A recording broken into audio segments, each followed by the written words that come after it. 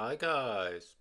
Today I'm thinking about retirement visas in various countries around the world. We all know that the weather in the UK, whilst being a temperate climate, is certainly not a warm climate for the majority of the year. So when we go away on holiday, it is nice to experience the warmth of the sunshine in areas like Southern Europe, Asia, or South America. Of course, the experience of being in the sunshine leads us to dreaming of spending our days in another country in our retirement. Brexit has certainly not helped us in achieving that dream and has meant that the simple process of arriving in another country in Europe, brandishing a European passport, and applying for a yellow slip has become more complicated and would require a higher level of income to be declared to immigration in the host country, which may be unachievable for some. This video looks at some of the options available to us in some of the more popular countries in the world. Of course, there may be other reasons to move to another country, like a lower cost of living, a healthier lifestyle, or more favourable tax conditions. The following table shows the details of various retirement visas around the world. Keep in mind that if you live on a retirement visa, you will in most cases become a tax resident in the country you choose, as you will be staying there for more than 183 days per year. So you will be taxed on any foreign income according to the rules in the host country. But in some cases, the tax in the host country may actually be lower than in the UK if selecting the right country. Whilst some of the visas are rather expensive and have many requirements, the requirements for some of the visas may surprise you.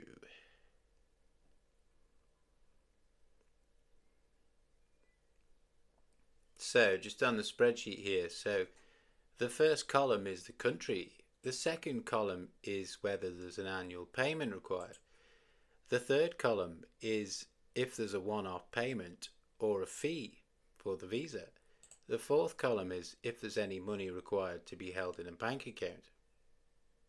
The fifth column is if there's an age requirement for the visa. The sixth column is the duration of the visa.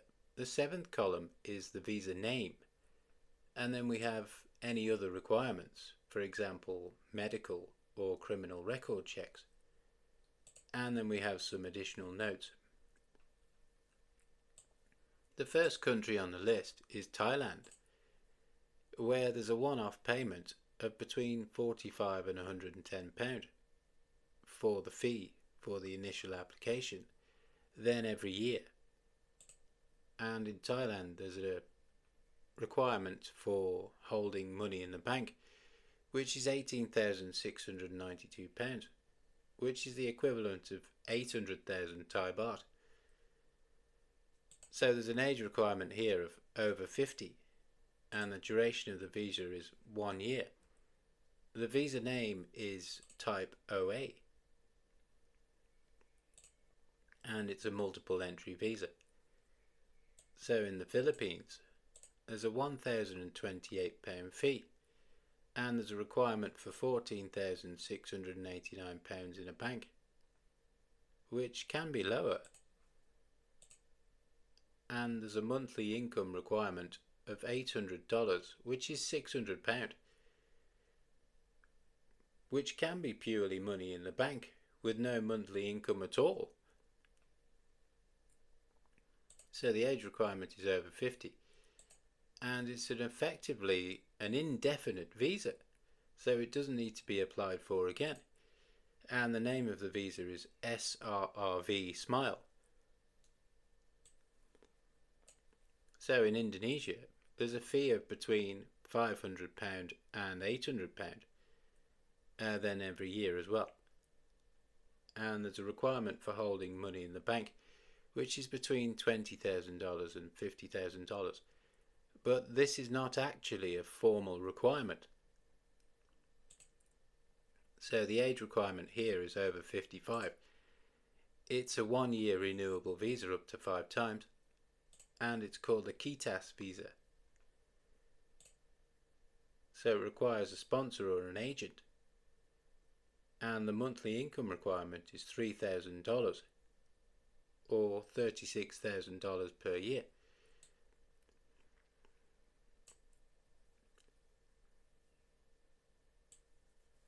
So in Turkey, there's a 25 to 35 euro residency card fee and an application fee of between 80 euros and 300 euros.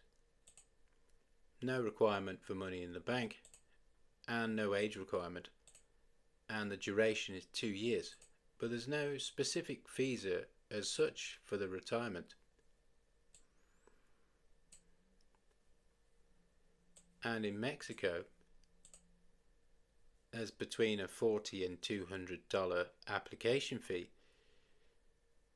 and between $600 and $1,400 fee for the visa, depending on the duration, between 1 and 4 years. There's a requirement for holding between 70,000 and 80,000 US dollars in a bank, but no age requirement, and it's a temporary visa between 1 and 4 years in duration, but there's no specific name or visa for retirement, and the monthly income requirement is between $4,000 and $4,500 per month. So in Peru, there's a fee of between $40 and $50, but there's no requirement for holding money in the bank. No minimum age requirement, and it's practically an indefinite visa, so it doesn't need to be applied for again, and it's called a rentista visa, and there's a passive income requirement of at least $1,000 per month. So in Ecuador, there's a $50 application fee and a $270 visa approval fee, and also a $15 residency ID fee. There's no requirement for holding money in the bank and no minimum age requirement. It's a 2-year temporary residency visa, and it's simply called the retirement visa. In Colombia, there's a fee of between $200 and $330, which is for the visa application process.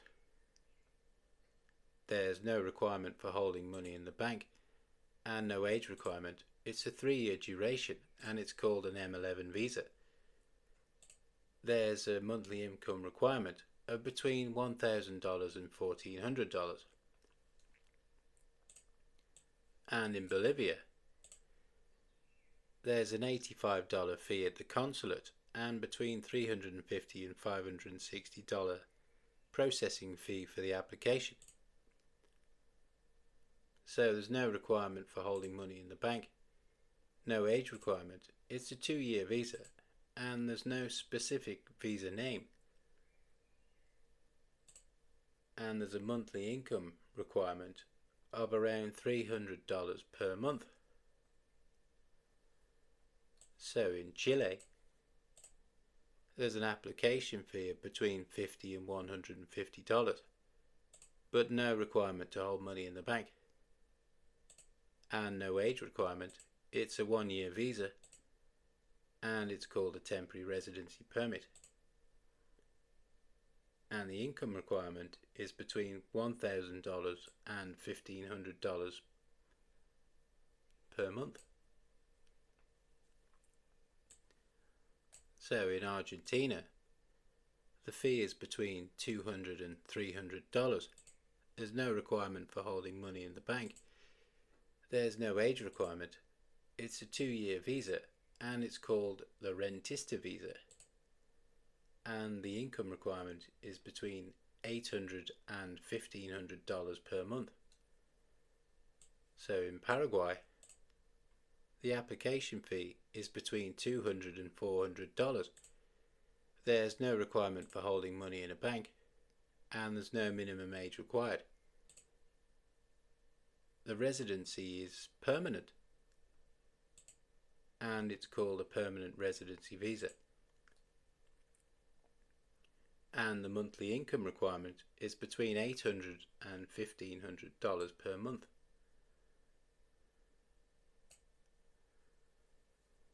And in Uruguay, the application fee is between $200 and $400.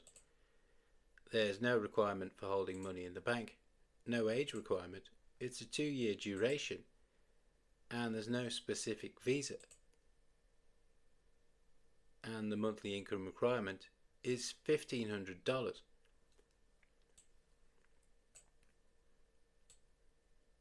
So in Egypt, there's a $150 fee for a residency permit, and a fee of between $10 and $60 for a residency card. There's no requirement for money in the bank, and the age requirement is between 55 and 60, and the visa duration is either 1, 3 or 5 years, and it's called a renewable retirement residency. So the income requirement is between $500 and $1,000. And in Greece, there's a €1,000 residency permit fee. So Greece does not always require a fixed lump sum to be locked in a Greek bank account, and does not have a minimum age requirement. It's a 3-year renewable visa, and it's called a Type D visa. And the income requirement is €3,500 per month for the main applicant, and then an additional 20% for a spouse, and an additional 15% for a child. And in Portugal, the application fee is between €90 and €120, and a requirement of holding between €10,000 and €12,000 in a bank, which is €15,000 to €25,000 for a couple. The age requirement is at least 18 years old, and the first residency permit is commonly valid for 2 years, then renewable for 3 years. The name is the D7 visa, and the monthly income is €870 for the main applicant, and an additional 50% for the spouse, and then an additional 30% for a child. And between €10,000 and €12,000 in a bank is helpful, which is between 15 and 25,000 for a couple.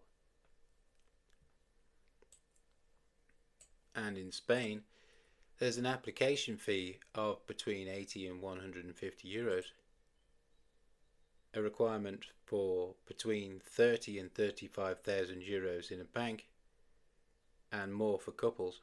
No minimum age requirement, and the initial visa lasts 1 year.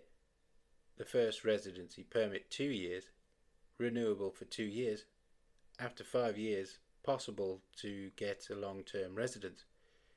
The name of the visa is the non-lucrative visa, and the monthly income requirement is between €2,400 and €2,600 for the main applicant, and an additional 600 to 650 per dependent, 30,000 to 35,000 for a single applicant, and more for couples in the bank.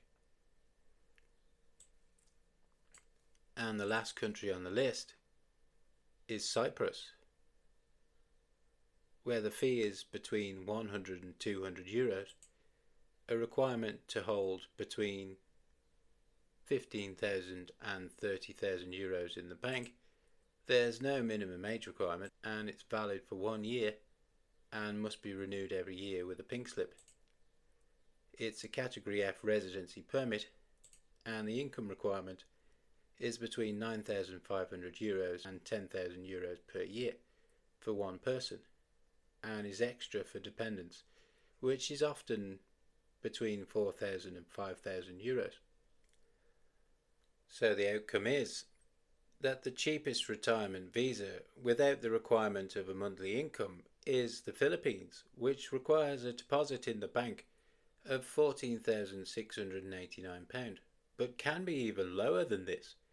And if the bank deposit requirement is met, it removes the requirement for a monthly income.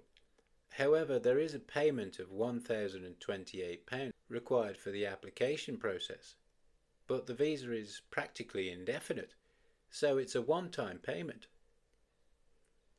One thing that is very interesting about the Philippines is they allow you to extend your tourist visa, so some people are living in the Philippines practically indefinitely without having any retirement visa at all.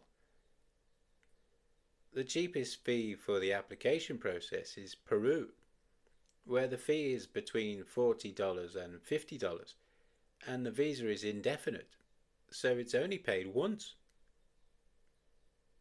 The lowest requirement for a monthly income is Bolivia, where the requirement is only $300 per month, which is only £225. So the conclusion is that if you are looking for a country to relocate to in retirement, there is a broad range of fees, monthly income requirements, and many choices where no money is required to be held in a local bank at all. And the choices certainly don't seem to be unattainable, even for those on a relatively low income or with little money in the bank. Okay, guys, that was retirement visas in various countries around the world. I'll see you on the next one.